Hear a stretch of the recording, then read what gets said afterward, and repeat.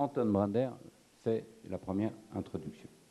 Et un mot d'abord pour dire que nous sommes deux à remplacer Pierre Cahuc qui n'a pas pu venir et qui vous prie de l'excuser. Donc deux membres du cercle. Je dis un mot simplement pour dresser la toile de fond de ce débat. On parle beaucoup de société civile. Thierry d'ailleurs dans un instant reviendra sur le mot. C'est un mot qui a une longue histoire et qui aujourd'hui est utilisé un petit peu comme un gadget. Donc moi je ne vais pas essayer de rentrer dans les définitions, mais il faut rappeler que ce terme de société civile, il est communément accepté pour désigner ce qui s'oppose d'un côté au pouvoir politique, au pouvoir de l'État, mais de l'autre aussi au pouvoir marchand, celui du capital. Et donc la société civile, c'est un petit peu tout ce qui se situe dans cet espace. Et ce n'est pas facile de le définir donc, sur le plan purement conceptuel. Ce n'est pas non plus très facile de donner une vision exhaustive du rôle que joue la société civile dans nos sociétés. Ce sur quoi je voudrais juste insister en introduction, c'est que ça fait longtemps que la société civile joue un double rôle dans nos sociétés. D'abord, c'est elle qui complète l'État. Elle joue un rôle complémentaire de l'État, là où le cadre étatique est soit inexistant, soit trop étroit. Pour que ce rôle soit rempli, eh bien, la société civile le prend en charge. Pensez à tout ce qui a été pendant très longtemps ce qu'on appelait la charité, ce qu'on appelle aujourd'hui la générosité, l'entraide. Tout ça sont des efforts de solidarité qui sortent du cadre public de l'État et qui sont souvent déployés dans le cadre, depuis très longtemps, par la société civile. Il y a également une activité d'imagination sociale qui, aujourd'hui, se développe dans les think tanks. Hier, c'était les clubs, c'était les sociétés académiques. Tout ça existe depuis très très longtemps. Et c'est une activité naturelle presque de la société civile que de compléter l'État, là où finalement il est relativement peu efficace. De ce point de vue-là, il n'y a pas trop de changements. Il y a une deuxième activité de la société civile qui est extrêmement importante, elle aussi. C'est tout simplement, au contraire, non pas de compléter l'État, mais de s'opposer à l'État, de s'opposer au pouvoir politique par des revendications, parfois par une opposition, parfois par des mouvements politiques, voire c'est une force révolutionnaire. Les révolutions, par nature, elles proviennent de la société civile. Tout ça, c'est vraiment quelque chose qui est ancré dans l'histoire, comme on dit, et que les moyens modernes de circulation de l'information ont activé, mais n'ont pas transformé dans son principe. C'est toujours la même chose, sauf que les moyens dont on dispose, et c'est aussi un des thèmes qu'on va évoquer dans cette table ronde, les moyens de communication modernes eh bien, ont avivé fortement ces fonctions, que ce soit d'un côté de complément de l'État, pensez à la rapidité avec laquelle les efforts de secours aujourd'hui et de mobilisation de solidarité s'organisent, et puis aussi du côté, bien sûr, de la force d'opposition à l'État. Alors, une des questions qu'il faut toujours garder en tête, c'est que ça n'est pas l'efficacité technique qui n'est pas forcément un garant de succès. Dans ce genre de choses, il faut rappeler qu'avec des moyens techniques moins achevés, on a eu par le passé d'énormes succès de la société civile. Je ne parle même pas des révolutions, mais plus récemment, le droit des femmes, le droit à un certain nombre de minorités, l'opposition à des guerres coloniales, tout ça, ce sont des mouvements qui émanaient et qui étaient pris en charge par la société civile et qui ont été extrêmement efficaces. Donc la question, c'est est-ce que les moyens modernes donnent une plus grande puissance à la société civile? Est-ce qu'ils vont lui permettre de servir de force de rebond à nos économies occidentales? Alors juste avant de passer la parole à la table ronde, puisque ça va être le thème de cette table ronde, rappelez juste que là-dessus, les éléments d'expérience dont on dispose ne sont pas encore complètement probants. D'un côté, il y a un succès, vous l'avez tous vu sans doute cette semaine, qui est assez étonnant, qui a été remporté par la société civile, c'est de bloquer au niveau du Parlement européen le traité international sur la contrefaçon. C'est un succès extraordinaire qui a été totalement obtenu par l'Internet.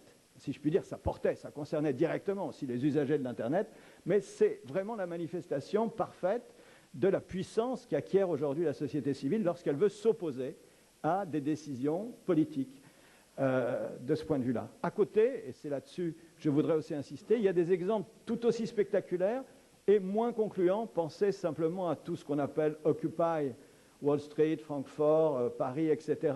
Le mouvement des indignés, c'est spectaculaire, c'est dans certains cas dramatique, et pour l'instant, ce qu'on peut dire, c'est que ça traduit quand même une relative impuissance de la société civile face à des problèmes qu'on n'a pas arrêté d'évoquer dans ces enceintes. Donc, une expérience qui pour l'instant est mitigée. La question demeure, est-ce que la puissance nouvelle de la société civile, est-ce que c'est un mythe? Est-ce que c'est une réalité? Je pense que c'est ce dont on va parler dans une seconde. Merci.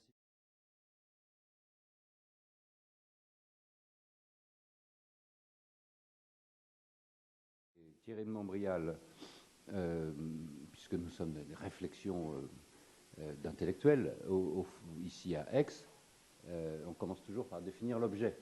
Alors, définissez-nous, c'est quoi la société civile? Bien, merci Éric. Alors, je vais commencer effectivement par des questions de définition au sens large du terme. Société civile est un terme très riche. Je dirais simplement que génériquement, la société civile, c'est tout ce qui désigne la participation des citoyens à la vie publique. La participation des citoyens à la vie publique en dehors de l'État.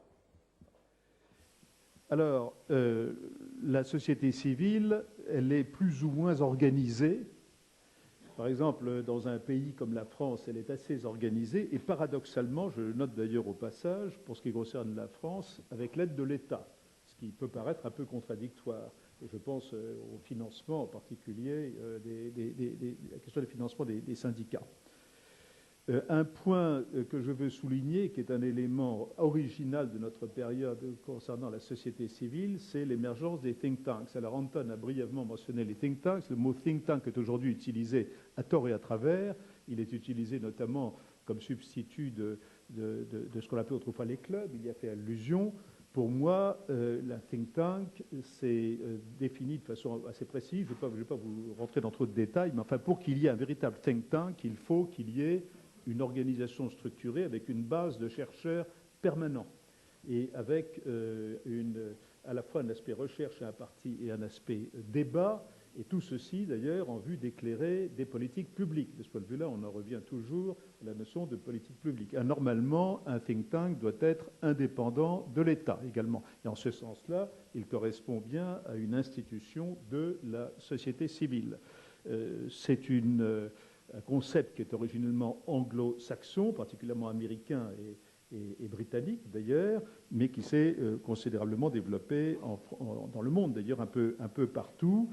Mais j'insiste, n'est-ce pas, pour qu'il y ait vraiment think tank, il faut qu'il y ait à la fois recherche et débat. Alors, la première question que je voudrais poser aujourd'hui, c'est est-ce que la notion de société civile est attachée à une unité politique, typiquement un État, ou est-ce que cette notion de société civile peut transcender un État? Je veux dire par là de manière concrète, est-ce qu'on peut parler de société civile européenne? Est-ce qu'on peut parler de société civile mondiale? La réponse à cette question n'est pas du tout évidente, parce que ce qui caractérise une unité politique, c'est une culture et une organisation étatique dans le cas d'un État, mais il faut qu'il y ait une culture commune. Pensez par exemple à la définition de Renan de l'État. Or, il n'y a évidemment pas actuellement d'unité politique mondiale. Peut-il y avoir une société civile dans un milieu culturellement hétérogène? Bon, je me borne à poser des questions parce que le temps, évidemment, nous est limité. Je vous signale que dans le domaine des think tanks à vocation internationale, je crois que l'IFRI est en France l'institution de référence dans ce domaine, il y a des tentatives, des embryons, par exemple le Council on Foreign Relations américain, qui est un peu l'ancêtre de tous ces grands think tanks mondiaux dans le domaine international, vient de prendre l'initiative de ce qu'on appelle le Council of Councils, où il comprend une vingtaine d'institutions dans le monde, parmi lesquelles l'IFRI qui est pour la France, c'est l'un des rares européens d'ailleurs, et ce Council of Councils essaye de développer des codes de communication communs, n'est-ce pas, qui permettent de s'entendre, ne serait-ce que culturellement, j'insiste sur ce point-là, n'est-ce pas, qui est extrêmement important si on veut s'entendre dans le sens du vieux français. Alors j'en viens maintenant toujours dans ces questions de cette première partie, les questions de réseaux sociaux qui effectivement bouleversent la donne. Les réseaux sociaux, c'est à la fois un outil qui peut être utilisé par exemple par des entreprises dans leur nouvelle politique de marketing, qui peut être utilisé par des États, mais qui peut être utilisé aussi, notez-le, par des gangs ou par des institutions terroristes ou illégales. Et c'est une nouvelle forme de formation, de nouveaux types de coalition, donc entre individus qui agrègent des individus et qui emploient souvent un vocabulaire sociologiquement connoté. Par exemple, chez Facebook, quand on parle d'amis, on fait allusion, on fait référence à une notion qui est très proche de la notion émotionnelle de communauté, du terme communauté au sens sociologique du terme, c'est-à-dire avec un ciment affectif. Or là, on est typiquement dans ce que j'appellerais des faux amis, c'est-à-dire qu'on emploie un vocabulaire qui est connoté, qui fait penser à des communautés qui, par nature, les vraies communautés, ont un caractère enraciné, donc dans le temps.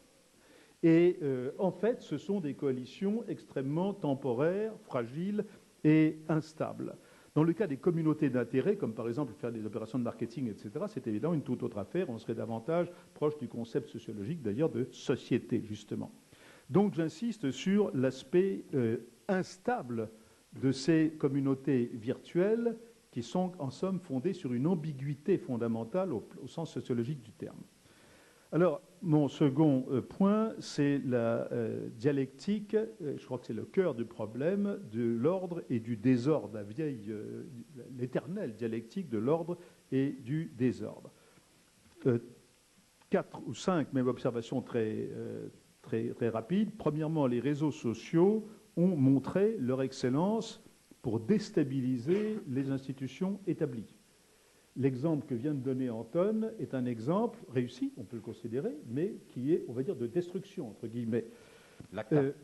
Pardon ? L'ACTA, oui. Les régimes autoritaires ont été déstabilisés et sont déstabilisés. Je pourrais multiplier les exemples. Ça a commencé, par exemple, les dernières élections présidentielles iraniennes et, bien entendu, le contexte du printemps arabe, les manifestations en Russie dans le contexte de la dernière élection de Poutine, et ainsi de suite. Mais, et je voudrais insister là-dessus, les limites sont assez claires. D'abord, l'indignation, comme vient de le dire aussi Anton, l'indignation n'est pas à elle seule un facteur de production. C'est plutôt un facteur de déstabilisation et parfois même de destruction. Occupy Wall Street tourne en rond, pour dire le moins. Stéphane Hessel, bon. D'autre part, les révolutions échappent à leurs auteurs. C'est toujours été le cas, mais ça se passe à toute vitesse. Regardez par exemple ce qui se passe à l'heure actuelle en Égypte. Si la Russie et la Chine se trouvent déstabilisées, ce qui est possible, je vous demande, que va-t-il se passer après?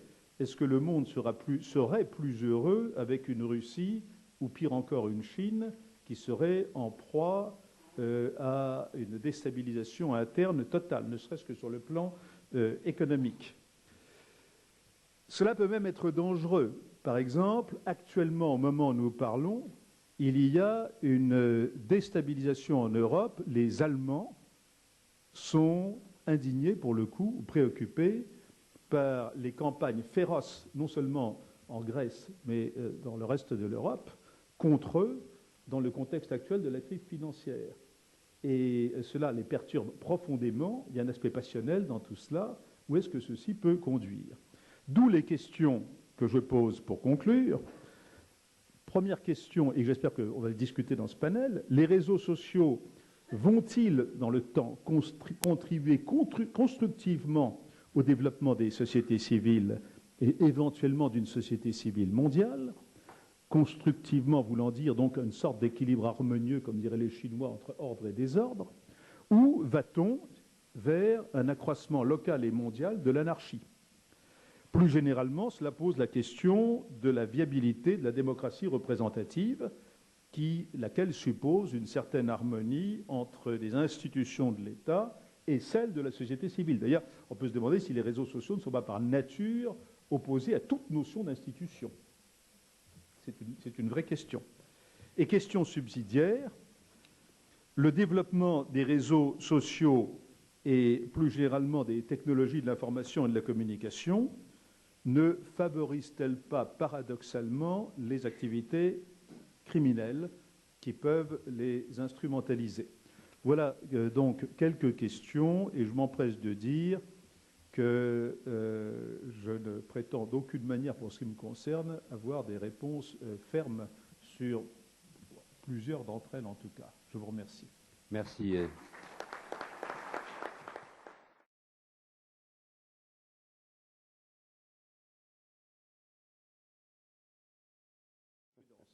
Lorraine, à vous. Je parlais tout à l'heure de l'outil de la société civile qui est le smartphone, mais il y en a un premier outil peut-être aussi important, qui est le droit, aussi bien en matière civile, la liberté, qu'en matière économique avec le droit de la concurrence. Alors, expliquez-nous comment le droit sert la société civile ou pas. Merci Eric. Jean-Jacques Rousseau affirmait cyniquement avant la Révolution française: le peuple anglais pense être libre, il se trompe fort, il ne l'est que durant l'élection des membres du Parlement. Sitôt qu'ils sont élus, il est esclave, il n'est rien. Est-ce que c'est vrai aujourd'hui? Ce qui est sûr, c'est qu'en démocratie représentative, vous le disiez à l'instant, les électeurs n'ont le pouvoir qu'à intervalles réguliers, le jour des élections. Il faut saluer, cela étant, la réforme récente qui a permis aux Français de l'étranger de ne pas avoir à se déplacer aux élections législatives et à voter par Internet. Est-ce le signe d'une avancée vers la démocratie directe? Entre-temps, entre les élections, si la société civile veut peser, il faut qu'elle s'organise avec des moyens différents. C'est le cas aujourd'hui, et donc à la question de savoir si le droit est un moyen de mobiliser et de structurer les revendications de la société civile, la réponse est assurément oui. En dehors des élections, le droit a en effet mis à la disposition de la société civile des outils qui lui permettent d'exprimer ses revendications. Il y a beaucoup d'outils. Et c'est toujours la même chose en France, notamment, il y a beaucoup de choses et elles sont souvent rarement utilisées. Les référendums. Vous savez, 5e République, il y en a eu 9, rien. Les référendums locaux, il y en a 31.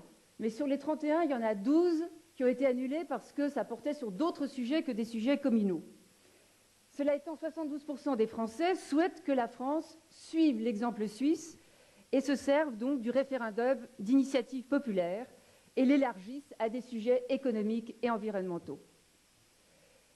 Les consultations avant l'adoption de la loi, le nouveau rapport entre le législateur et le citoyen, ces forums de discussion ouverts sur Internet, donc par les autorités publiques. On est très très loin en France du système anglais où tous les textes sont mis en ligne avant leur adoption et il y a un délai de 3 mois qui est laissé aux justiciables et aux citoyens pour s'exprimer. Les pétitions, ça existe et depuis fort longtemps, devant le Parlement européen, les chiffres sont misérables et ne cessent de régresser. Alors au vu de ces résultats, on peut se poser la question de savoir quel sera le sort réservé à l'initiative citoyenne qui permet à 1 million de citoyens européens, en provenance d'un quart des membres de l'Union européenne, d'inviter la Commission européenne à faire des propositions sur des sujets précis. Vous le voyez, la réponse du droit n'est donc pas suffisante. On constate d'ailleurs, et ça vient d'être fort bien dit, que l'expression immédiate de la revendication de la société civile se fait pas par le droit, elle se fait par des outils technologiques d'information et de communication. Alors quelques chiffres pour situer les choses et montrer l'ampleur du débat. En France, l'accès à Internet, c'est présent au domicile de 3/4 des Français. Les 3/4 des abonnés à Internet se connectent tous les jours. Près de la moitié expliquent avoir du mal à se passer d'Internet plus de 3 jours. Chez moi, c'est plus de 3 minutes. Plus de 4/5 des Français ont un mobile et 1/6 des smartphones. Les 3/4 détenteurs des smartphones naviguent sur Internet 3 fois plus que l'ensemble des personnes équipées d'un mobile. Donc on voit bien, ça marche et ça marche très très bien. Alors quelques exemples. Les forums, moi j'ai en tête, évidemment en tant que juriste, le forum qui a permis l'adoption de la loi sur la RSE, un forum d'initiative citoyenne et qui a imposé aux entreprises un reporting qualitatif plus que financier. C'était des forums qui étaient à l'origine de cette loi. Les blogs, bien sûr, les réseaux sociaux, les fameux réseaux sociaux. Et je suppose que vous avez tous liké l'événement Facebook des rencontres d'ex du cercle des économistes. On le voit bien, Ces revendications peuvent être très efficaces grâce à ces outils technologiques et on en a eu un exemple avec la circulaire relative à la maîtrise de l'immigration professionnelle, 35 000 signatures, une circulaire qui a été retirée, modifiée et aujourd'hui abrogée. Attention à deux choses sur ce point, je marque aussi une réserve. La première, c'est que prendre en compte des intérêts particuliers groupés, ça peut remettre en cause le pacte républicain. La loi doit rester l'expression de la volonté générale. La deuxième réserve, c'est la prime aux 2G, la prime aux grandes gueules. Ces réseaux qui sont très organisés, très équipés, déterminés, qui ont un accueil tout à fait favorable dans les médias et qui sont d'une ampleur sans rapport avec leur représentativité. Je crois qu'il faut évidemment y veiller. Dans ces conditions, la question posée devient, y a-t-il une place pour que le droit, face à ces outils technologiques, puisse quand même satisfaire les revendications de la société civile? Une question à laquelle, évidemment, l'avocate ne peut rester indifférent. Il y a ce qui existe en France depuis 2008 et qui fonctionne très, très bien, et il faut s'en réjouir. La question prioritaire de constitutionnalité. La QPC, en moins de 2 ans, plus de 1000. La question prioritaire de constitutionnalité qui permet à n'importe quel justiciable de soulever une atteinte à la Constitution et d'obtenir une modification au bout de l'histoire de la loi. C'est un garde-fou majeur contre l'arbitraire de la norme et vous en avez vu une application bien connue en France avec la modification du régime de la garde à vue. Donc, la QPC, une réponse. Il y a une autre réponse, droit et satisfaction de la société civile. C'est la justice douce, c'est la justice participative, la justice pacificatrice. Les parties prennent leur destin judiciaire en main et satisfont par un accord leurs revendications respectives. Une justice initiée par le président Majindi, appelée de ses vœux, à suivre donc. Il y en a une autre qui arrive. Cela fait 20 ans qu'on en parle. L'action de groupe. Et elle n'a jamais été aussi proche. Elle est extrêmement attendue en dépit de toutes les difficultés, vous le savez, de mise en œuvre de cette action de groupe. L'action de groupe parce qu'elle permettrait, non pas aux associations de consommateurs, aux réseaux d'amis, aux communautés, mais à chacun d'entre nous, à chaque consommateur ayant subi un préjudice individuel minimum, de se voir indemnisé et surtout d'avoir une incitation pour le faire. Dans ces conditions, vous m'avez posé la question, la juriste que je suis répond présent, le droit répond présent, et c'est ça qui est important, et c'est une réponse à la question posée. Dans ces conditions, vive le droit!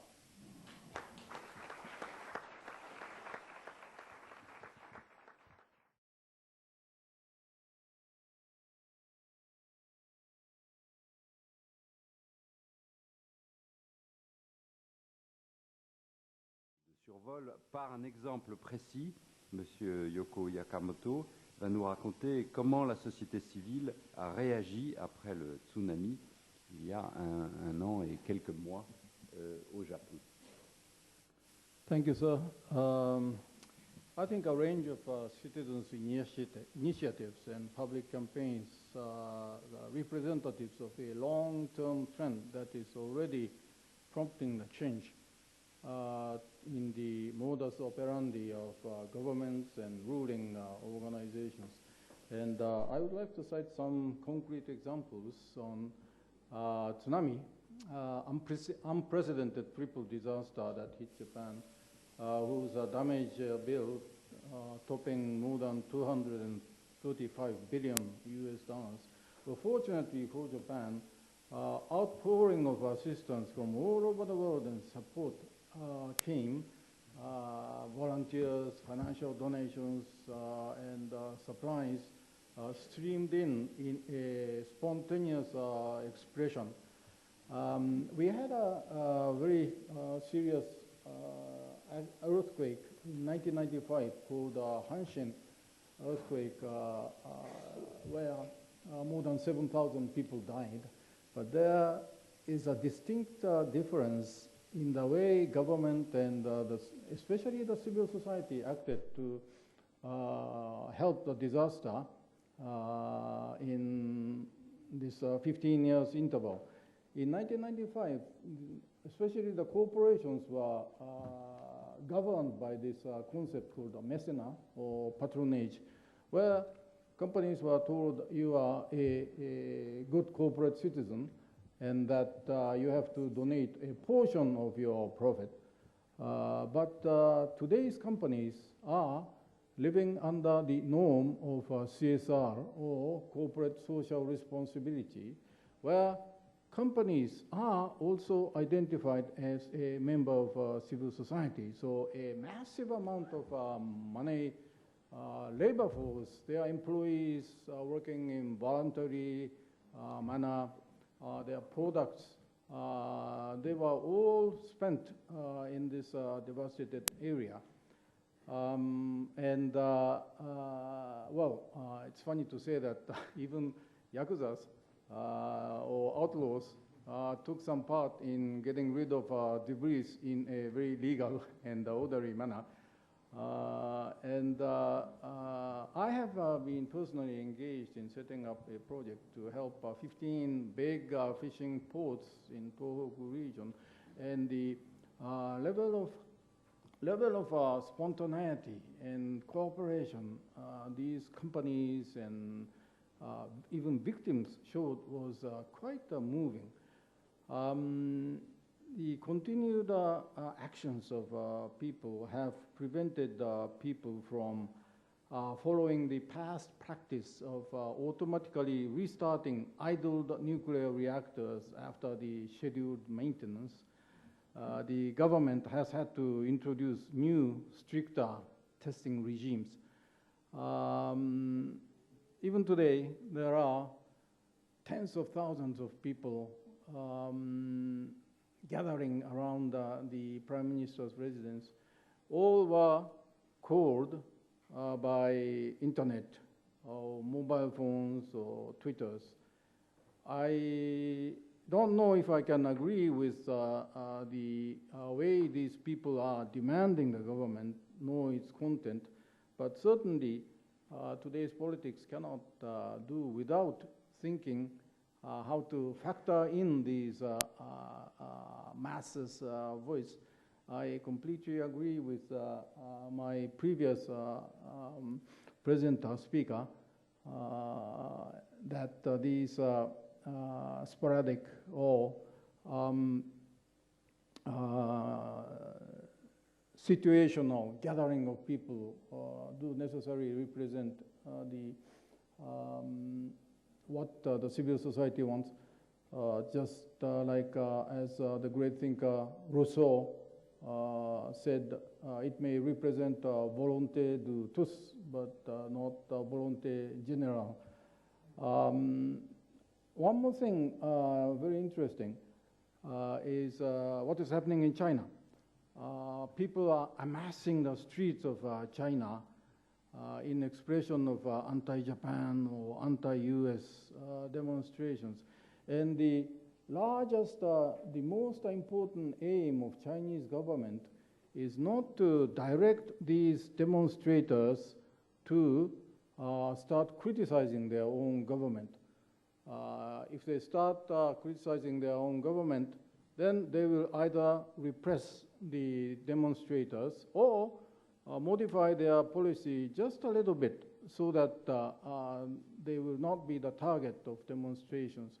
So in that sense, yes, especially in China, this amassed crowd is really factoring into the policy formulations. I think these all come from the limited capabilities or the actions elected officials show, who are all afraid of losing their seats, so that they will not cut into the vested interests or face tough decisions. In case of Japan, because of the change in the demographics, there will be ever-growing calls on increasingly limited resources. And these civil actions would call for more and more assertive role of the government to change what they have been neglecting. In case of China, because of angry crowds who demand their government to become more patriotic, the government has to change, not for good or not for bad, I don't know. But this is decidedly a new phenomenon which is taking place in the last few years. So what the politics needed now is to give right national path and social orientation to the people, especially to the young people. And this will decide whether this new civil society movement will make the world more stable or destabilizing one. And that's my 6 minutes. Thank you.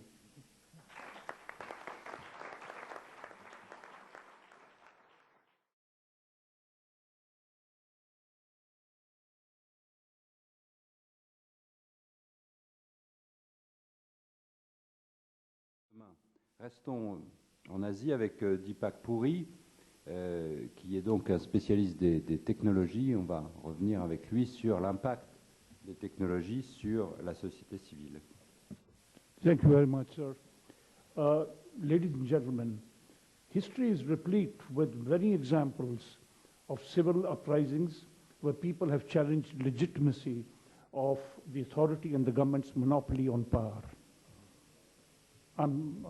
Your wonderful country alone has such a profound example of the most talked about civil uprising in the year 1789. The importance of civil society has been underscored time and again in history, which has witnessed dramatic events such as Bolshevik uprising in Russia, the communism, the mass communism movement in China in the early 20th century. It is often said that history repeats itself. And today we see it happening in form of several uprisings against oppressive regimes around the world. And therefore, being from the technology sector, I will highlight how technology played a key role, although my predecessor speakers have already talked about it. But in such a large panel, of course, repetitiveness does come out. If you compare older political protests and mobilizations with the current one, the difference is glaring. Today, the increasing globalization and better education has definitely lent necessary fib to the people's movement. Additionally, as evident in the Arab Spring, the momentum gained was instantaneous due to deft use of internet, modern digital technologies. I will not go into details here, which they already have. It's like Facebook and you name it, all social media. However, some say the social media tools again, and this is where I differ from a lot of people, have driven the current mass uprisings in West Asia. To my mind, this is too simplistic an argument. The Egypt mass movement succeeded because three unprecedented elements that fell simultaneously into place. A very strong underlying cause. B, its indignant people. And C, the apt use of mass communication tools to share angst among people in real time, which helped tens of thousands of them to rally behind the cause. Of late, social networks have been transformed into vast public networks where millions of people can actually communicate online. This was unthinkable till very recent times. So what has happened? Something dramatic and transformative has taken place. People can now communicate with one another rapidly, collaborate, share information, and inform each other. We all know how Facebook and Twitter was used in real-time updates in events like, and I'm going to just take it back, on the Bombay terrorist attacks. Whether this was good or bad, I don't know. It's a debatable point. But it was real time. As it was happening, it was all over the world. The architects of the Egyptian movement worked on the principles of Mahatma Gandhi, who once famously talked about civil uprisings and mass uprisings because he was the architect of the peaceful movement of civil uprising in India. He said, they first ignore you, then they ridicule you, then they fight you, and then you win. And interestingly, this is how young Wael Gohanin organized mass demonstrations anonymously as the administrator of Facebook and gathered support from more than 1 million people. He aptly captures the mood of youth today when he said, the power of people is greater than the people in power. What is today's civil society want, which is suppressed, is democracy, freedom of speech, better and more, what can I say, more transparent management of taxpayers' money, rule of law, and right to justice as some of their major concerns. They essentially wish to put a stop to borrowing from tomorrow. Naturally, they are seeking better social models and have space for values shared by them. The Arab Spring, armed with satellite news and social media tools, hold a promise for a better future. These tools have helped young people form groups and organize demonstrations in a flash while awaiting state control. I still got some time here. Let me just add another thing which I wrote down quickly. Egypt does not stop here. The Egyptian movement gathered, and as I'll try and explain, and you see the historical point, the Egyptian movement created the ousting of a dictator. The first time elections were held, and after the elections, Mohammed Morsi was elected as the president. He represented the Muslim Brotherhood. Unfortunately, this victory was very short-lived. The real power in Egypt, the Supreme Council of Armed Forces, by a single decree, not by the lawmakers had no role to play in this. SCAF nullified the key portfolios, which were supposed to be in president's hands, with a simple statement that the country was safer with finance, budgeting, defense, and national security in the hands of the army. So I leave you to think whether civil uprising, how this propels out, and who's the more powerful force. Though I say ultimately Egyptians will have his way. I've rarely seen anything like this. Earlier, what Gandhi has said is proving true. Today's civil society, driven by youngsters, after having been ignored and ridiculed for long, will definitely emerge the winners in the end. Thank you.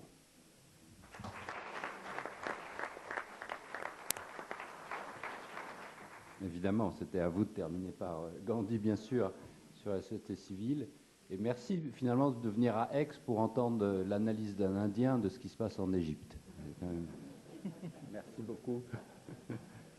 On devrait s'ouvrir plus souvent à ça.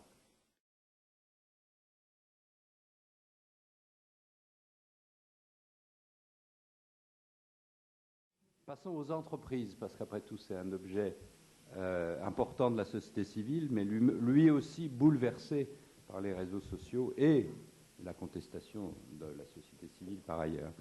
Avec vous, Jean-Luc Placet. Merci beaucoup. Donc effectivement, et bonjour. Effectivement, je voulais centrer mon propos dans ce développement, ce nouveau dynamisme de la société civile, quid de l'entreprise, ne serait-ce que pour dire que dans le fond, l'entreprise s'en sort pas si mal, et j'aurais tendance à dire, je vais essayer de le montrer en 5 minutes, plutôt mieux que la politique, que les politiques. En plus, elle vient de beaucoup plus loin par rapport à la société civile. Si on regarde l'organisation des entreprises au XIXe siècle, elle a été faite non pas contre, mais à côté de la société civile. C'est-à-dire, depuis les lois Le Chapelier, l'organisation des entreprises, c'était un collectivisme bizarre qui était fondé sur sur des organisations internes qui dépendaient de l'idéologie du chef d'entreprise. Ça se faisait contre la société civile, contre les idées, au même moment où le politique inventait, entre guillemets, la démocratie. Elle existait peut-être partout, mais pas du tout dans les entreprises. Et ça a duré comme ça 1 siècle et demi. Il y avait vraiment la vie dans l'entreprise et puis la vie civile, la vie extérieure. Mais les entreprises ont considérablement rattrapé ce retard. Alors il y a des tas d'explications qui montrent ça. C'est-à-dire que l'entreprise s'est rendue compte qu'il n'y avait pas qu'un jeu, je dis ça pour M. Bonan, il n'y a pas qu'un jeu entre le patron et ses salariés. Il y a beaucoup de stakeholders, comme on dit maintenant, que ce soit effectivement les salariés, que ce soit les actionnaires, que ce soit l'État, que ce soit les clients, que ce soit les fournisseurs, que ce soit les groupes de pression, etc. Et d'une certaine manière, là encore, je dirais que le génie du capitalisme a intégré des forces qu'il connaissait mal, qu'il comprenait mal, et dont il avait très peur.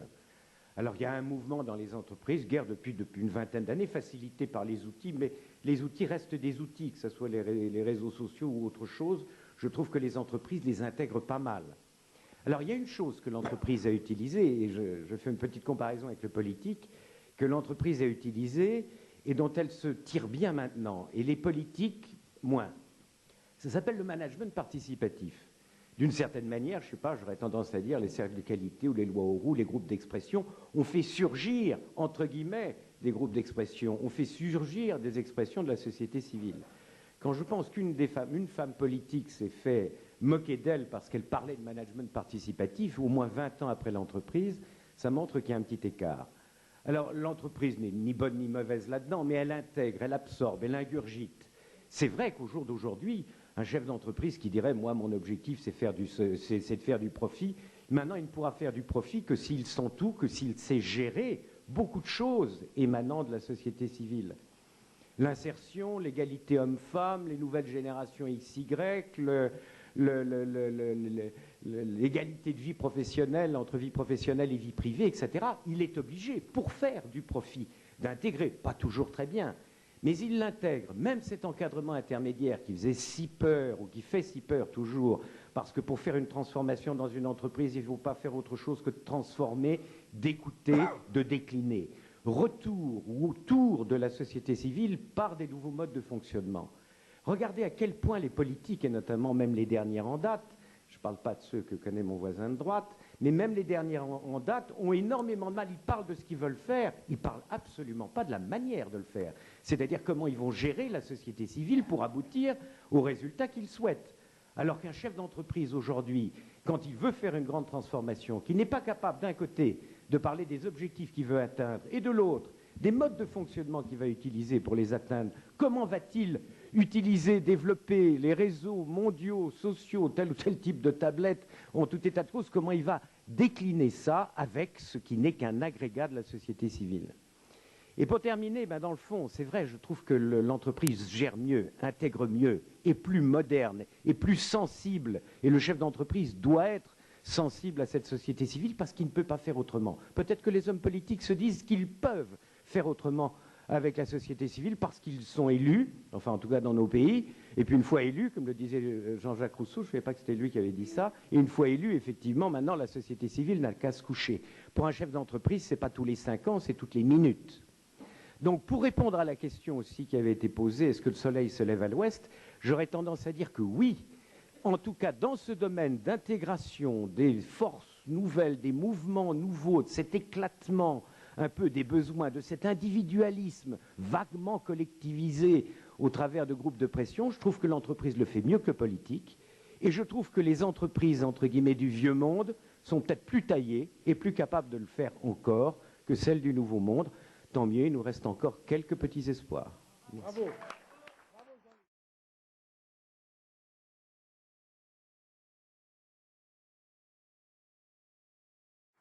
Alors Gaby Bonan va peut-être un peu modérer cet enthousiasme sur la façon dont les entreprises intègrent la société civile et nous répondre à l'autre question, l'autre acteur en face, c'est-à-dire effectivement les syndicats, comment lui aussi est bousculé par la société civile. Oui, merci.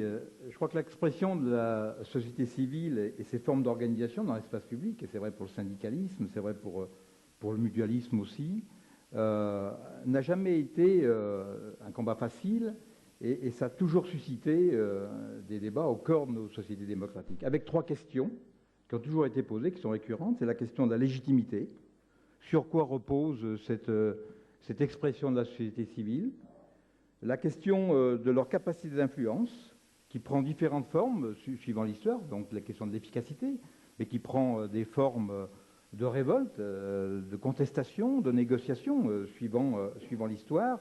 Et c'est la question aussi de l'organisation de cette expression, avec le débat récurrent, d'ailleurs, qui a déjà été posé ce matin, entre démocratie directe et démocratie représentative. Et je crois que l'expression de la société civile, tout au long de l'histoire, a essayé d'apporter des réponses pour fabriquer des lieux d'expression, mais je dirais que ces réponses n'ont jamais été apportées d'en haut. La société civile a toujours gagné son expression et ses lieux d'expression contre d'autres acteurs, quelque part. Les acteurs économiques, étatiques, financiers, qui ne lui ont pas laissé naturellement une place. Et c'est encore vrai aujourd'hui, où on a entendu aussi durant la campagne présidentielle une remise en cause des corps intermédiaires qui sont considérés parfois comme des écrans qui empêchent les évolutions inéluctables de l'économie. Et donc on voit bien que cette reconnaissance de l'expression de la société civile ne va pas de soi. Et je voudrais rappeler quand même, y compris pour faire référence à ce qui a été dit tout à l'heure, ordre, désordre, que dans notre reconnaissance et dans notre combat pour la reconnaissance, le syndicalisme a commencé par la clandestinité, à travers les sociétés de secours mutuels, jusqu'à être reconnu après sur le plan institutionnel, pour être un acteur après de la construction du droit dans nos sociétés industrielles, et qu'effectivement, aujourd'hui, ces questions nous sont de nouveau posées, ces 3 questions nous sont de nouveau posées dans un contexte différent. On n'est plus dans une société industrielle, les organisations des entreprises et du travail sont différentes, la place des services associés aux entreprises s'est développée, et une part importante des salariés ne se sentent plus représentés aujourd'hui par les formes traditionnelles de nos organisations. L'internationalisation des économies a créé un décalage aussi entre les lieux de pouvoir et les formes institutionnelles de représentation de la société civile.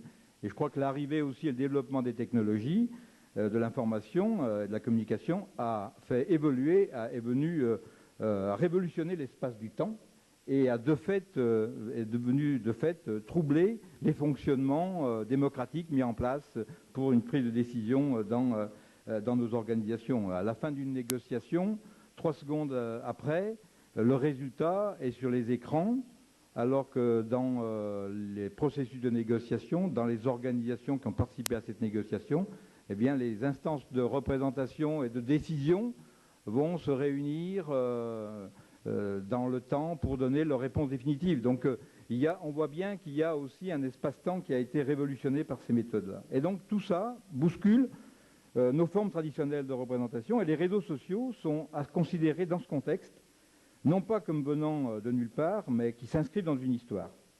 Et pour moi, les réseaux sociaux peuvent être vus ou considérés comme des supports à une expression de la société civile, et une expression, j'allais dire, qui doit être aussi le reflet de la réalité sociale qui est complexe aujourd'hui. De fait, les formes traditionnelles de représentation, je l'ai dit, laissent un vide. Des réalités ne sont plus présentes dans l'espace public aujourd'hui. Et quand des réalités ne sont plus présentes dans l'espace public, c'est des réalités qui ne sont pas prises en compte par les décideurs.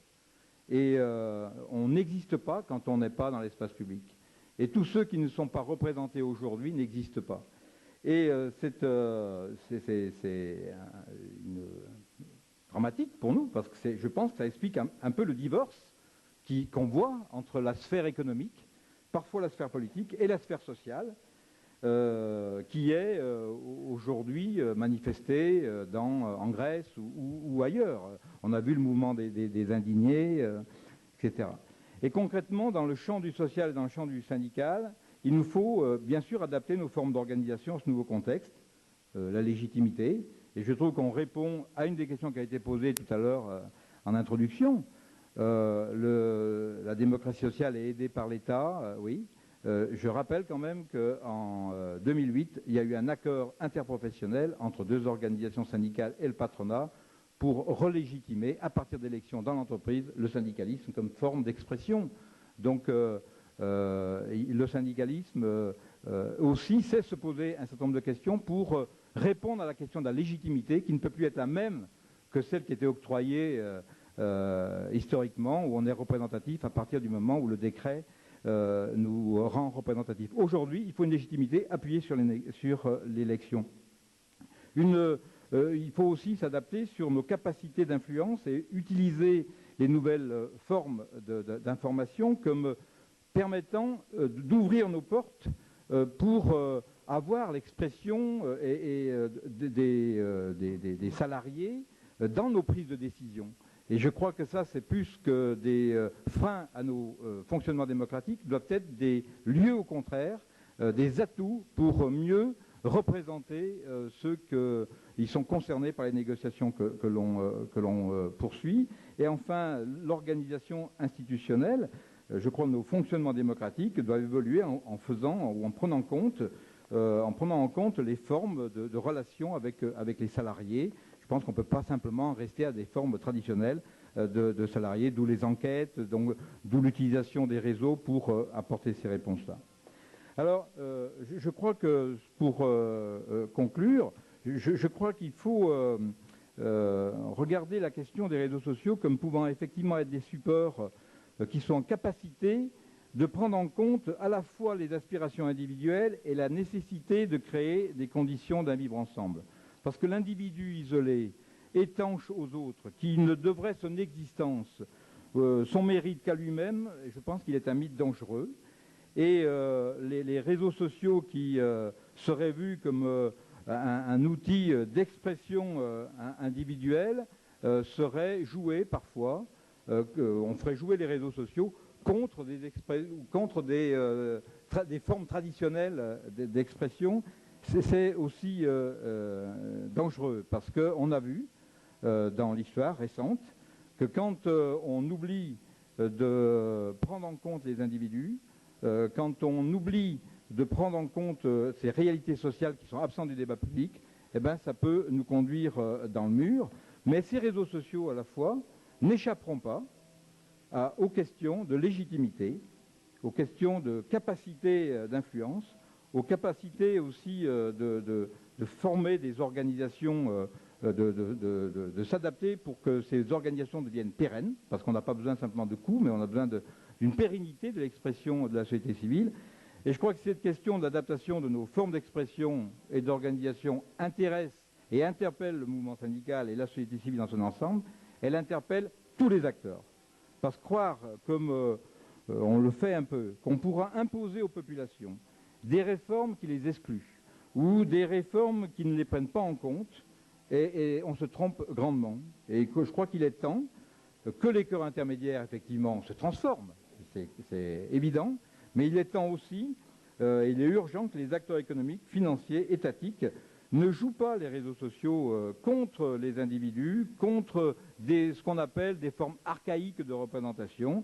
Je crois que l'expression et le mouvement de la société civile est indispensable à la transformation. Il n'y a pas de réforme possible, y compris devant des questions aussi dramatiques que l'on a aujourd'hui en termes économiques. Mais il n'y a pas de réponse possible sans associer les populations à leur mise en œuvre. Et la dette est devenue incontournable aujourd'hui. Je pense qu'il y a des réalités sociales qui doivent devenir aussi incontournables. Mais de la dette, on en parle tous les jours. De la réalité sociale, on n'en parle pas parce que nos formes d'organisation sont souvent incapables de montrer cette réalité. Et donc cette réalité sociale dramatique ne devient pas incontournable dans les décisions à prendre comme le sont les questions de dette et les questions d'économie. Et donc je crois que si effectivement le mouvement syndical est fortement interpellé sur ces questions-là, tous les mouvements sociaux sont fortement interpellés pour pour se remodeler, pour se reformater, pour se reconsidérer, pour redevenir plus représentatif, faisons attention que les autres acteurs ne saisissent pas cette occasion de transformation indispensable pour s'aborder l'expression de la société civile qui, de toute façon, un jour, se retournera contre les décideurs s'ils n'en prennent pas en compte.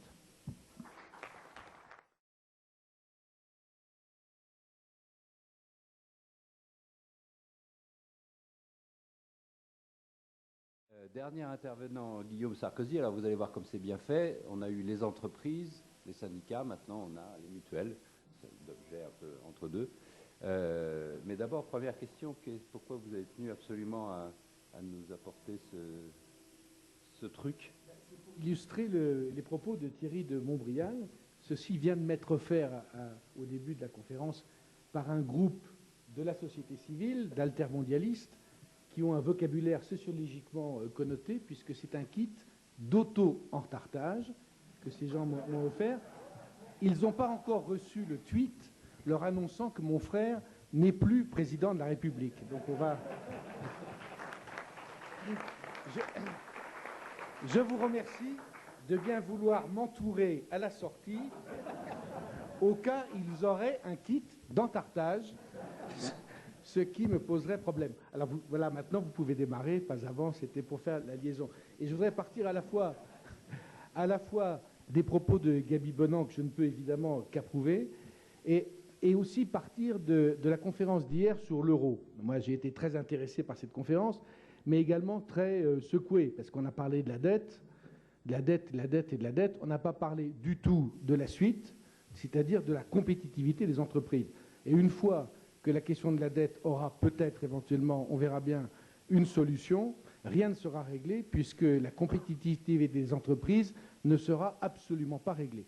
Alors, au sein du groupe Malakoff-Médéric, nous y sommes particulièrement attentifs parce que nous avons 200 000 clients qui vont du CAC 40 aux artisans et que nous sommes au confluent entre le patronat et les syndicats, puisque j'ai la chance d'avoir comme patron et comme actionnaire à la fois le MEDEF, mais aussi la CGT, la CFDT, Force ouvrière, voilà. Ce qui facilite, vous le comprendrez, mon expression et les idées que je peux mettre en avant. Alors, sur le débat sur l'amélioration de la compétitivité, je propose qu'on regarde, je ne vais certainement pas proposer de solution, mais je propose qu'on regarde 6 dossiers. Le premier, Gaby l'a abordé tout à l'heure, c'est celui de la légitimité des partenaires sociaux qui sont, alors patronat et syndicats, qui sont vraiment la rotule entre la société civile, la société et l'entreprise. Alors, on passe son temps à dire les syndicats n'ont que 8% de part de marché, ils ne sont pas représentatifs, mais vous savez certainement que les 2 plus importants syndicats français ont 4 fois plus d'adhérents que les 2 plus importants partis politiques français. Ce qui veut dire que ce n'est pas le nombre d'adhérents qui fait la légitimité, mais bien sûr, c'est comme l'a dit Gaby fort bien tout à l'heure, c'est l'élection. Il y a donc certainement à revoir quelque chose de ce point de vue-là. Alors, étant un ancien du MEDEF, je sais, Gaby me contredira peut-être, que le patronat, le MEDEF, a au moins 50% de représentativité. Jean-Luc, je parle par le côté des cotisations. Mais enfin, le problème reste entier, c'est celui de la légitimité par l'élection. Comment est-ce que les syndicats, ces corps sociaux intermédiaires trouvent l'appui sur leur mandat et dans l'opinion. Le deuxième dossier qu'il faut ouvrir, à mon avis, c'est celui de l'entreprise exemplaire. Chef d'entreprise, nous en avons assez de subir la loi qui nous donne des obligations de résultats et non plus seulement de moyens, et la jurisprudence qui va toujours en avant. Alors, au lieu de subir, il faut anticiper, et je propose tout simplement, mais nous le faisons, on peut le faire, nous le faisons au sein du groupe Malakoff-Médéric, que les entreprises s'engagent véritablement dans des politiques très fortes sur le handicap, les jeunes au choix, éventuellement, les seniors, l'égalité des chances, l'emploi, les femmes, tu en as parlé, l'antidiscrimination, les seniors. Nous avons 6,2% de travailleurs handicapés au sein du groupe. Nous avons passé notre taux de féminisation du COMEX de 0 à 30% en 3 ans et du CODIR de 0 à 40% en 5 ans. Hein. Oui, ben ça, oui, justement, mais c'est une vraie préoccupation. On peut arriver, il faut s'engager, il faut que les entreprises le fassent et non plus et non pas ne fassent que appliquer la loi, mais qu'elles se mettent en avant pour convaincre la société civile qu'elles apportent des solutions, ces entreprises, aux problèmes de la société civile. Le troisième dossier, c'est un dossier interne à l'entreprise, aux salariés. Nous l'appelons entreprise territoire de santé. Nous avons la conviction que bien-être des salariés et productivité de l'entreprise sont intimement liés. Ce n'est pas du paternalisme, c'est une nouvelle réalité que l'on doit avoir en face de nous. Ces programmes ont 3 ans, ces idées ont 3 ou 4 ans. Il y a 4 ans, on ne pouvait pas les mettre en avant. Aujourd'hui, un grand nombre d'entreprises se posent ces questions-là. Comment est-ce qu'on peut améliorer notre productivité en améliorant réellement la santé de nos salariés? Et comment est-ce qu'on peut concrètement, et pas seulement par des euros, mais par des politiques, améliorer la santé et le bien-être de nos salariés? C'est une condition majeure de productivité. Là, il s'agit là aussi de se donner une obligation de résultat. Troisième dossier et condition que l'on peut ouvrir. Quatrième que je propose, et bien sûr, le groupe que je représente, je ne suis pas dans un amphirotape, évidemment, je ne fais qu'illustrer des choses. Nous avons, oui, tu peux rigoler, c'est vrai, tu as raison, mais nous avons des programmes, évidemment, concrets pour avancer dans ces questions-là. La quatrième idée, c'est l'idée d'un dividende solidaire. Alors nous, là aussi, nous allons le tester. Moi, je pense que l'on peut, évidemment, de manière volontaire, bien sûr, il s'agit d'obliger en rien, mais qu'on pourrait permettre aux entreprises qui le souhaitent d'affecter une petite partie de leurs dividendes à financer des actions de société qui leur permettraient de mieux s'insérer dans la société dans laquelle elles sont. Il s'agirait ainsi à la fois de redorer le blason du dividende et bien sûr le blason de l'actionnaire. La société peut profiter des résultats, doit pouvoir profiter concrètement des résultats produits par l'entreprise et par son travail. Le cinquième point qui me semble majeur, ce point-là est à un niveau plus interprofessionnel, c'est celui de la redéfinition de la solidarité. Il faudra, entre partenaires sociaux, oui, 2 minutes, donc j'arrive, il faudra, entre partenaires sociaux, redéfinir solidarité, redéfinir ce que c'est que le collectif, redonner la place de la protection sociale collective, créer une protection sociale, des droits à protection sociale individuelle qui permettront, quand ils seront gérés par des banques de protection sociale qui géreront les droits individuels, qui permettront de faciliter la transférabilité des droits et faciliter ainsi le transfert des salariés ou le circuit des salariés d'une entreprise à l'autre, circuit si important pour redémarrer après la crise. Voilà les 6 idées que je voulais avancer afin de vous proposer une solution à ce problème de la productivité. Lorsqu'on aura réglé le problème de la dette, il nous restera, chers amis, que 8 à 10 points de prélèvements obligatoires de plus que nos collègues de la zone euro. Et ça, il faudra bien évidemment l'aborder ensemble avec la société civile.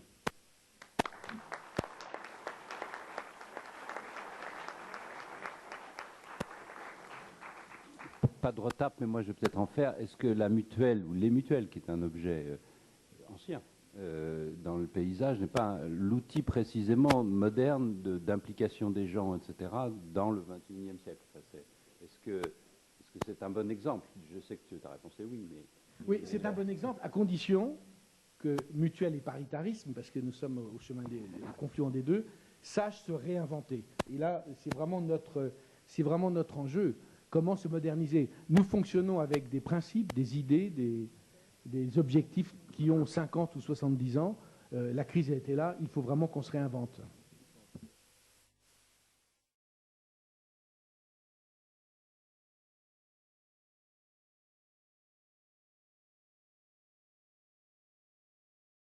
Mais Lorraine, vous vouliez dire un mot sur la légitimité de cette nouvelle, des réseaux sociaux, autrement dit. C'est quoi leur légitimité? Alors, je voudrais surtout ajouter quelque chose. Ne jamais perdre de vue qu'un tweet est un propos public et que donc on peut poursuivre. Et c'est le cas actuellement d'un juge new-yorkais qui a demandé l'identification des comptes Twitter ouverts par les indignés. Donc je crois que c'est assez clair comme message. Ça veut dire méfiez-vous, c'est ça? Oui, absolument. C'est un propos public. Hein. Un tweet est un propos public. Guylaine Alajoanine. Attendez, pardon. Oui, bon, vas-y, oui. Bon, pardon.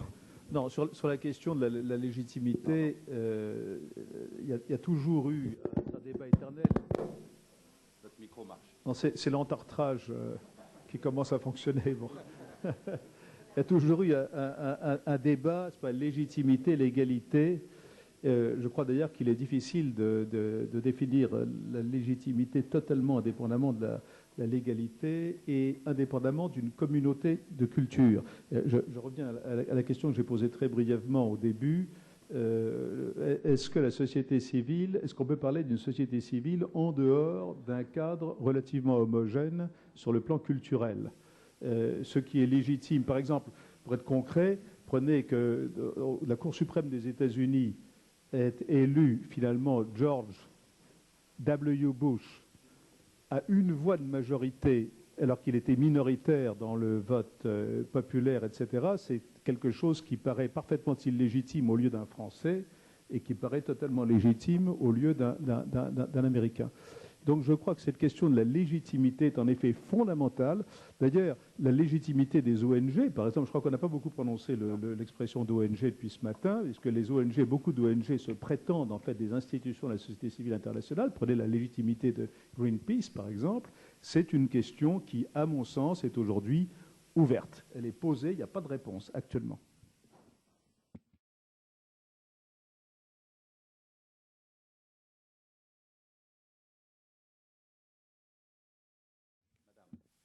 Oui, Guylaine Alajoanine, présidente du Haut Conseil de la télésanté. Ne croyez-vous pas que, de la même façon que dans la Fédération du bâtiment, on avait lancé le HQE qui avait permis de booster toute la filière du bâtiment dans les années 93-94, à l'heure actuelle, le plus grand marché du futur est le marché du home care, du soutien à la personne, qui est un marché à 30 ans de croissance, 500 milliards de dollars, d'euros, on va même dire.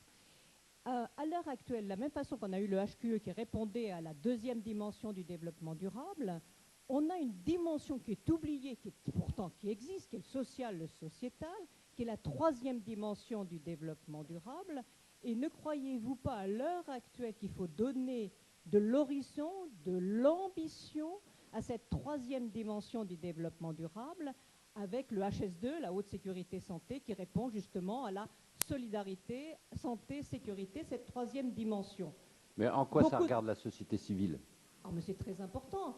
Oui, mais la société civile, pas les États ou les mutuelles. Ou pas les États ou les mutuelles. Nous, les gens, on est bien à l'hôpital, on est mieux chez soi. Ça, c'est le diagnostic à distance. Demain, vos parents dépendants, vous ne pouvez pas leur... donc on est là-dedans. Ouais. La question, c'est juste qu'ici, là, notre matinée porte sur la société civile, et je voyais mal votre question s'intégrer dans les problèmes des nouveaux acteurs de la société civile. Voilà, mais je suis peut-être le seul à pas Les nouveaux comprendre acteurs aussi. société civile, c'est nous. De faire le lien. C'est nous. Hein. Oui, on part d'un système, par exemple, de solidarité ou de santé qui est géré par le monopole public. Le monopole ne peut pas contractualiser, avec les différents acteurs. Et donc, c'est toute la question de la concurrence et du rôle des acteurs complémentaires dedans. Absolument. Gabi veut aussi répondre. Non, mais la question qui est posée est quand même intéressante parce qu'elle met... Merci, c'est gentil. Elle met... Heureusement que vous, au moins, au niveau du social-sociétal, vous relevez. Non, mais elle met en avant le fait parfois de la difficulté d'adapter nos modes de régulation avec la société civile. Vous prenez l'exemple du bâtiment qui avait développé toute la filière au niveau des qualifications. On était dans une branche qui avait un périmètre bien déterminé, qui avait donc un périmètre, j'allais dire, un cadre légitime, dans lequel il y avait une expression de la société civile qui était les organisations syndicales organisées.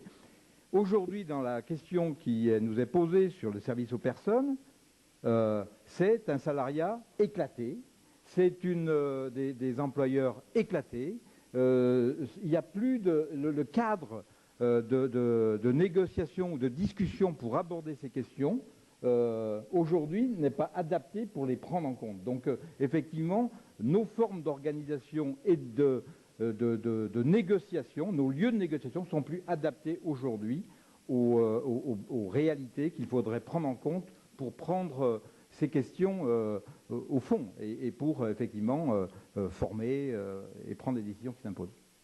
Merci. Une autre question, monsieur? Ma question est relative à la concertation avec les collectivités territoriales, ce qui fait partie de la société civile. Nous sommes actuellement à Aix-en-Provence dans une phase d'élaboration du plan local d'urbanisme, qui est une opération extrêmement difficile et lourde. Et en fait, notre constat en termes de comité d'intérêt de quartier et de fédération des comités de quartier de la ville d'Aix, nous sommes en priori en concertation avec la mairie, à la fois la partie des élus et à la fois la partie, je dirais, du personnel de mairie. La difficulté que nous avons, c'est que la concertation est comprise par la mairie comme en fait une communication descendante, mais pas du tout comme un dialogue. C'est à la fois vrai de la part des élus et de la part des techniciens. L'impression que j'ai, c'est qu'en fait, il y a un manque de formation et un manque d'obligation et d'ouverture à ce genre de choses. Que proposez-vous pour améliorer la chose? Qui se sent responsable d'Aix-en-Provence, ici? Lorraine se sent tout à fait responsable, malgré son prénom. Une pétition, monsieur. Regardez. Mais attendez, ça a marché. Hein. On va bien trouver, non pas 35 000 personnes à Aix-en-Provence, mais... voilà, c'est tout. Et peut-être 2G. Jean-Luc Placet-Velay, vous vouliez trouver la solution? Non, non, je trouve... Enfin, la solution, encore une fois, elle est vraiment dans la méthode de travail. Ce que vous évoquez là, bon, que ce soit une entreprise ou une collectivité locale, si elle considère qu'on est encore dans le vieux schéma top-down, comme on dit, bon, et puis c'est encore mieux que dans l'entreprise parce qu'ils se sentent plus légitimes que les actionnaires, ou ils se sentent plus légitimes que l'entreprise en disant que nous avons été élus, entre guillemets, sinon une fois pour toutes, mais et pendant ce temps-là, qu'on ne vienne pas nous embêter. Là encore, si on veut que cette concertation marche, il faut mettre en place des systèmes et des méthodes, et que, comme un ministre, un maire, considère que le comment il va faire passer ses messages, avec quel type d'acteurs, avec quel type de réseau, devient aussi important que l'idée lumineuse qu'il a dû avoir pour lancer cette affaire. C'est vraiment dans les modes opératoires que se trouvera le succès et la satisfaction de la société civile, les modes opératoires. Thierry Montbrial, juste un mot. Oui, cette question est extrêmement intéressante parce qu'elle montre toute la difficulté de ce dont nous parlons ce matin. Car en effet, il y a une question de mode opératoire et je crois que ce que vous nous avez dit sur l'entreprise est passionnant parce que l'évolution de ces modes opératoires qui va relégitimiser toute une série de procédures. Mais de l'autre, il y a une tendance au sein de la société civile à vouloir se substituer à l'État. Et je dis à l'État dans ses différentes composantes, c'est-à-dire que ce soit l'État central ou ses différentes déclinaisons au niveau des collectivités, etc. Et il faut tout de même, à un certain moment, accepter clairement qu'il y a un partage des rôles et que l'État, sous ses différentes formes, à un certain moment, doit prendre des décisions pour le bien public. À partir du moment où il y a une confusion sur les rôles, on ne sait pas très bien où on en est. Mais cette confusion ne peut pas être levée si, en effet, les procédures ne sont pas, on va dire, modernisées. Merci. C'est tout le débat lancé par les conservateurs britanniques sur Big Society, souvenez-vous. Hein. Pierre Jacquet. Oui, bonjour, Pierre Jacquet, Cercle des économistes. J'ai deux questions pour Jean-Luc Placet et tous les membres du panel qui s'intègrent bien dans ce débat. Il nous a dit tout à l'heure que les entreprises s'en sortent finalement mieux que les États. Donc je voulais demander deux choses. D'abord, sur quelle base on peut dire ça? Qu'est-ce qu'on compare vraiment? Quand on regarde la façon dont des représentants de la société civile, comme les ONG en général, pensent l'action du secteur privé, on est quand même frappé par la difficulté de compréhension entre les deux mondes. Donc est-ce qu'on peut dire vraiment que les entreprises s'en sortent mieux? Sur quelle base cette comparaison? Et alors la deuxième question, qui je crois suit parfaitement ce que vous venez de dire, c'est est-ce que c'est simplement une question managériale? Et si c'est le cas, comment est-ce qu'on peut faire? Là, je renvoie à la question du comment. C'est-à-dire, on peut dire il faudrait que l'État soit mieux managé. Question, comment on fait? Je vais démarrer, cher monsieur Jacquet, avec cette question tout à fait piège. Deuxièmement, bon, je ne veux pas être angélique sur l'entreprise. Je dis simplement que l'entreprise contrainte et forcée, savez, c'est une phrase dans Siegfried et le Limousin, j'ai été un héros parce que je ne pouvais pas faire autrement.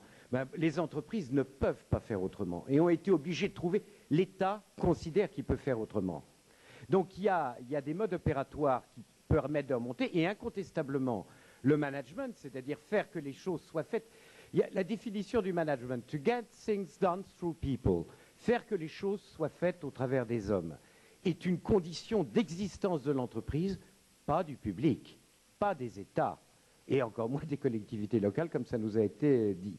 Alors, le management, c'est un métier, c'est un savoir-faire, on ne manage plus comme il y a un siècle, c'est pas à vous que je vais l'apprendre, ou même il y a 10 ans, etc., etc. Ça, c'est une chance, ça, c'est un actif, et qui a intégré, et on a vu dans l'entreprise surgir, écoutez, l'égalité de vie privée, vie professionnelle, je peux vous dire, il y a 10 ans, le thème serait sorti, le chef d'entreprise aurait hurlé, même les syndicats se seraient dit, mais qu'est-ce que c'est que cette connerie?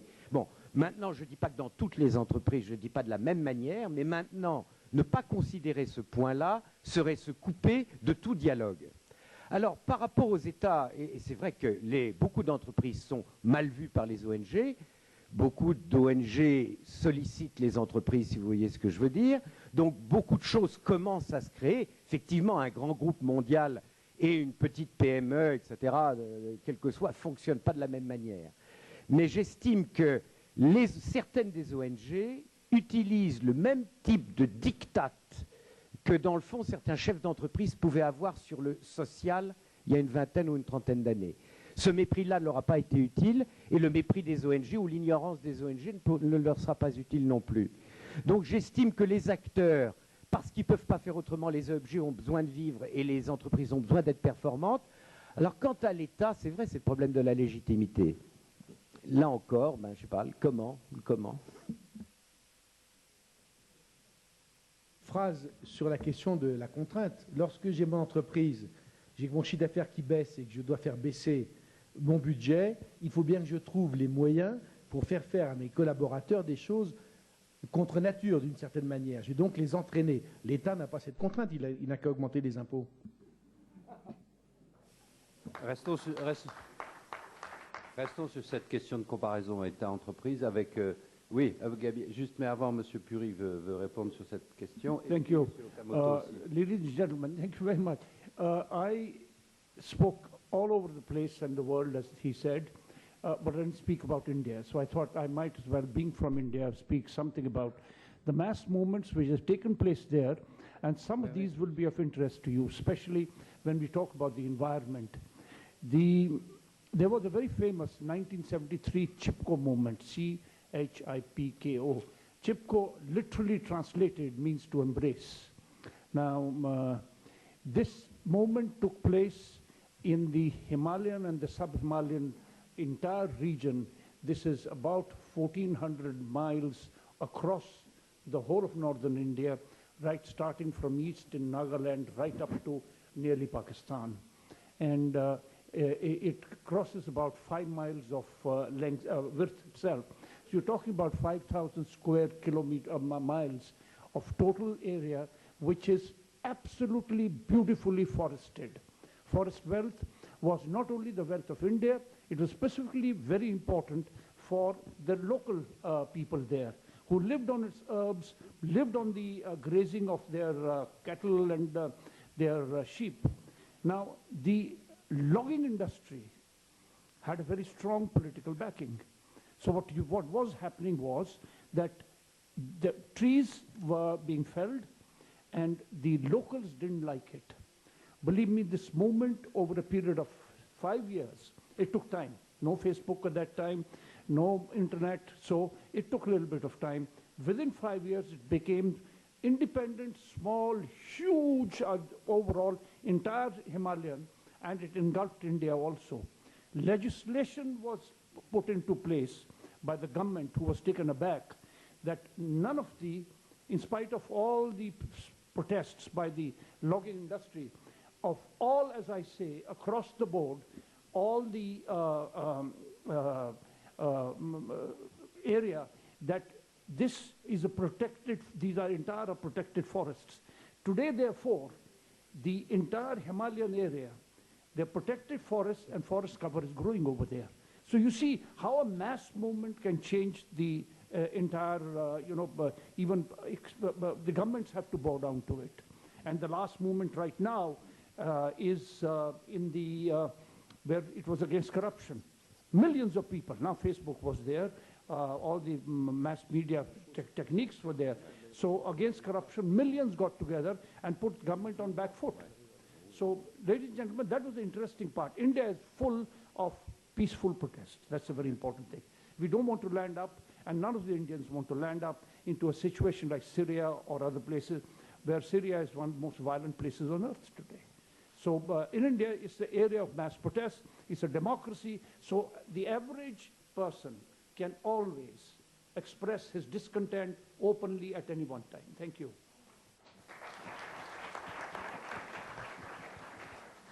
Peaceful protest, après la justice douce, on est bien, oui, participative. Monsieur Sakamoto. I was both in the government and in the private circle, so I can share you my experience. Of course, the amount of assets one can mobilize, it is far greater in the case of government. Companies, it has to be a modest amount. But the greatest difference is the speed. And in case of Japan, why is there such difference in the promotion speed? In the case of government, they cannot make mistakes. They are never supposed to err. So, although intuitively one feels that of the 5 options in front of you, the first one is the right one. But the government cannot move until it exhausts all other 4 options and to prove that they do not logically work. Second reason is the equality. If you have 5 people in front of you all needing some help, companies can prioritize according to their needs who to choose. But in case of government, because they fear complaints will be registered later, they will have to architect a system to save all 5 people. Hence, tremendous delay in action building, and this is what is making the Japanese government right now like a dinosaur. Thank you. Thank you. Gaby Bonneau, juste une courte réponse et puis une dernière question peut-être. Voilà, c'est sur la question des entreprises. Il me semble qu'on confond un peu 2 choses dans l'intégration de la société civile.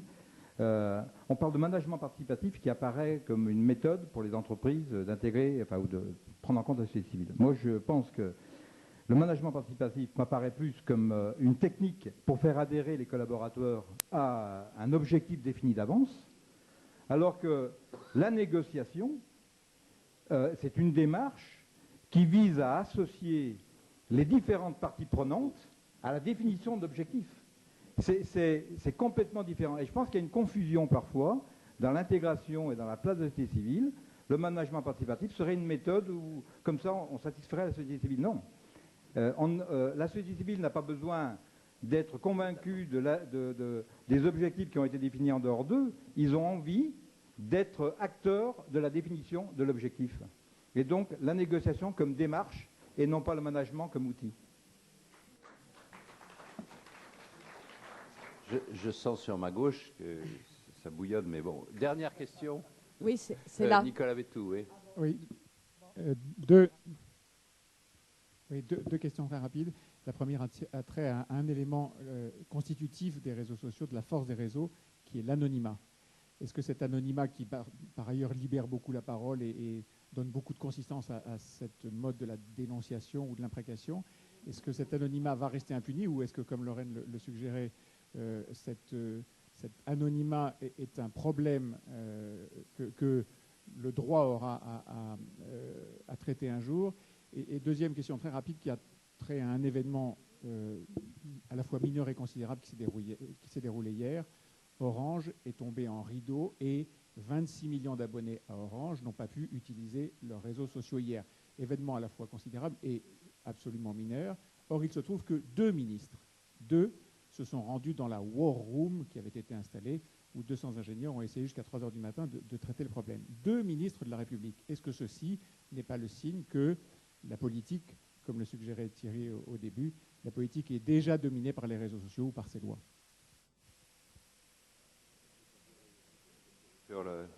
Sur l'anonymat,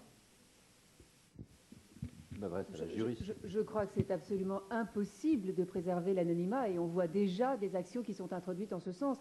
En fait, ça va même beaucoup plus loin. C'est pour moi un bouleversement du droit de la preuve complet. Dans l'entreprise, dans le rapport avec l'État, dans le rapport entre particuliers. On y assiste déjà. Il y a déjà aujourd'hui, et notamment dans matière sociale, l'utilisation de ces nouveaux moyens de preuve. Donc oui, vous avez parfaitement raison, ça ne tiendra pas, ça ne résistera pas, et ça sera peut-être d'ailleurs un moyen de réguler quelque part les réseaux sociaux. Thierry, un mot?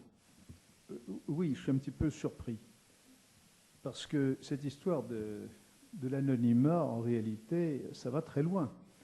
Il y a quelques mois, j'avais dîné avec le grand maître du Grand Orient de France de l'époque, et nous avons discuté de la question, c'est très sérieux, de la question du secret d'appartenance au sein des obédiences maçonniques.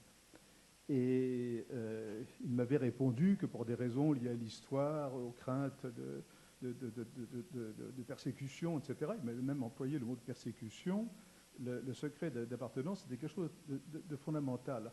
Alors, j'avoue que j'ai du mal à imaginer, c'est plutôt, je pense comme une question, un peu comme tout ce que j'ai fait au début, en introduction de ce panel, jusqu'où peut aller la transparence? Parce qu'il y a aujourd'hui aussi un mythe de la transparence. Hein.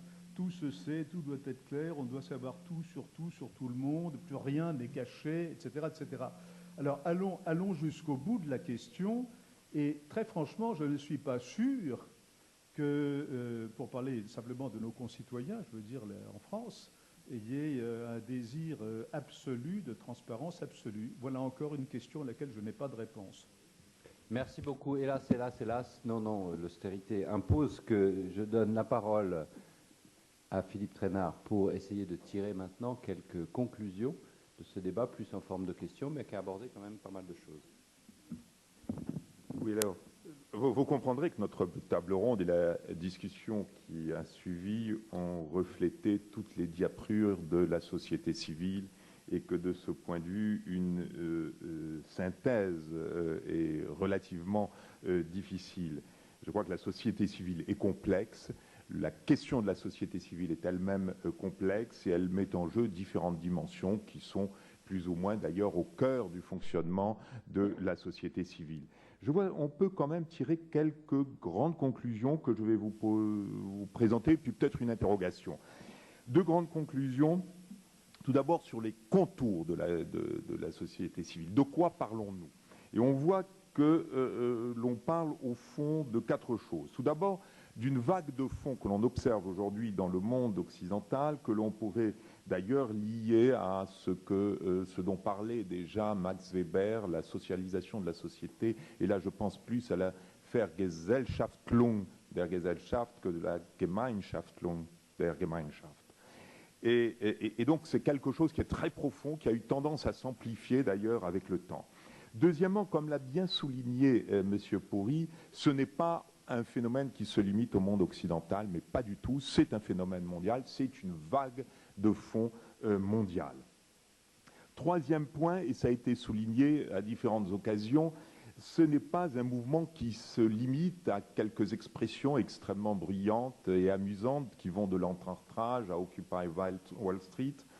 Et comme l'a souligné Thierry de Montbrial, c'est au fond tout ce qui concerne la participation, bruyante ou silencieuse, des citoyens à la société civile, au bien de la société civile, au bien public, tout ce qui participe au bien public, indépendamment de l'État. Donc on est en dehors de l'État. Et donc on parle tour à tour des ONG, de think tanks, de mouvements religieux. Au fond, le problème du port du voile, pour, contre, ce sont deux mouvements d'ailleurs qui s'opposent de la société civile, mais c'est deux mouvements qui expriment des convictions extrêmement profondes de la société civile sur ses modes de vie. Les partenaires sociaux, les organisations professionnelles, les défenses d'intérêts de situation, éventuellement, je suis contre la construction d'un pont entre les deux rives d'une rivière, les organisations compassionnelles, qui, elles, ont une longue tradition aussi d'action en la matière.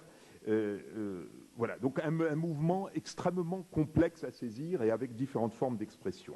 Un mouvement, enfin, qui a une signification politique et sociale extrêmement importante dans la mesure où il brouille les frontières, ou semble les brouiller, les frontières entre intérêt particulier et intérêt général, tout au moins quand on veut établir une frontière stricte et claire. Et de ce point de vue, au fond, c'est un mouvement, c'est quelque chose qui nous rapproche plus de la vision de Montesquieu, d'une vision où il y a des check and balance, où il y a des contre-pouvoirs, où il y a des corps intermédiaires, même si la décision doit rester unique in fine. Alors, deuxième caractéristique, deuxième conclusion, c'est quant à la substance de ce mouvement. Certes, l'organisation de la société civile peut être vue comme une menace d'éclatement pour la société occidentale, comme une menace, par exemple, pour certains interlocuteurs reconnus. Il y a effectivement une recomposition du paysage qui remet en cause certains équilibres. Mais je crois qu'il faut aussi souligner qu'elle est en fait, en ce moment, un élément essentiel de son développement, parce que par ce moment, nous tournons la page définitivement d'une forme aiguë de jacobinisme. On a parlé de la loi Le Chapelier, par exemple. Et bien voilà des notions qui sont vraiment définitivement mises au rencard par ce type de mouvement. La fin aussi peut-être un peu de ce qu'on a appelé un certain temps le socialisme d'État. Je me souviens de ce petit ouvrage d'André Philippe, n'est-ce pas, qui avait une vision extrêmement unitaire, il y avait un idéalisme derrière, et cela s'est remis en cause. Et de ce point de vue, c'est donc un moment probablement particulièrement important pour la société française, qui a été plus particulièrement marquée par ces violents mouvements de centralisation, que ce soit au niveau de la pensée ou au niveau politique. Bien sûr, il ne faut pas non plus exagérer, les corps intermédiaires existent depuis longtemps, les syndicats existent depuis longtemps, la mutualité existe depuis longtemps, etc. La société civile, je crois, deuxième élément important quant à la substance, c'est que la société civile, et je crois que ça a été dit à plusieurs fois, a sa légitimité propre. Elle a une légitimité en tant que telle. Et c'est d'ailleurs ce qui fait, je crois, vu de mon point de vue, la différence avec l'État, c'est que l'État a toujours, comme l'a souligné M. Pourry, à défendre sa légitimité face à la contestation qui monte. Mais cette légitimité, et je crois que ça a été dit à différentes occasions, que l'on parle, quand on est revenu sur cette question, est-ce que les ONG sont elles-mêmes légitimes? Est-ce que l'anonymat est légitime quand il s'agit de dénoncer quelqu'un? Mais cette légitimité implique une responsabilité, car la société civile est en fait un Janus bifrons, un Janus à deux têtes, n'est-ce pas? Il a une tête qui est tournée vers l'individu, il a une tête qui est tournée vers les intérêts particuliers, et il a aussi une parcelle d'intérêt général, et c'est ce qui fait son intérêt. Donc il est dans l'agrégation, dans la fonction d'agrégation des intérêts particuliers, qui est un moment extrêmement important de la formation de l'intérêt général. Par rapport à cette légitimité et cette responsabilité, je crois que c'est le troisième point qu'il faut avoir à l'esprit, c'est que la société civile est exposée à trois risques au fond. Premier risque, elle est beaucoup trop faible, n'est-ce pas, et éventuellement écrasée par exemple par l'État. Souvenez-vous de la négociation sur les 35 heures. On dit aux partenaires sociaux, négociez sur les 35 heures et voilà les conclusions auxquelles vous devez aboutir. Bien sûr, si vous n'y aboutissez pas, on fera ça par la loi. Donc, où est la société civile? Dans ce cas-là, elle est nulle part, naturellement. Deuxième risque, c'est le risque de capture de la société civile par l'État. Souvenez-vous, n'est-ce pas, de ce petit article qui avait été de sociologie qui décrivait tout le système préfectoral français. Le préfet, et c'est notable à lui, n'est-ce pas, qui était plutôt des laquais que des notables, en vérité. Donc on voit bien qu'il y a une tentation par l'État de capturer, n'est-ce pas, la société civile, voire par le financement, de la tenir par le financement. Donc c'est un problème extrêmement important, bien sûr, qui nie la société civile. Troisième risque de la société civile, c'est une excessive force, n'est-ce pas, qui vise alors à s'imposer, n'est-ce pas, voire à capturer l'État lui-même. Parfois, on peut quand même être inquiet de certaines évolutions au niveau des ministères dépensiers, oui. Par rapport, par exemple, je ne veux pas citer de ministère particulier, mais je crois qu'on a tous à l'esprit ce qui peut se passer. Et puis des formes plus aiguës qui ont été citées, gangs, rackets, etc. Et il y a eu une phrase qui a été dite à un moment de la discussion, la société civile, c'est nous. Mais je pense que toutes les personnes qui étaient ici auraient pu se lever et dire, mais la société civile, c'est nous aussi, n'est-ce pas? Alors, je crois qu'en dernier, je voudrais poser quand même une question, ça c'est une question que je pose, c'est que bien sûr la société civile implique diversité, autonomie, voire concurrence. Il n'y a pas un point de vue possible sur la société civile, n'est-ce pas? Et là, on a une vraie question sur le financement de la société civile elle-même. Et je crois que profondément, si l'État est trop présent, comme il l'est dans les associations, où 70%, entre les 2 tiers et les 3 quarts du financement des associations est public, pose un problème en soi, dans la dissociation des intérêts des associations par rapport à l'État. Et bien sûr, je rappelle qu'à ce moment-là, le marché est extrêmement important, le financement privé, c'est-à-dire non public, est extrêmement important dans la richesse et dans le dynamisme de la société civile.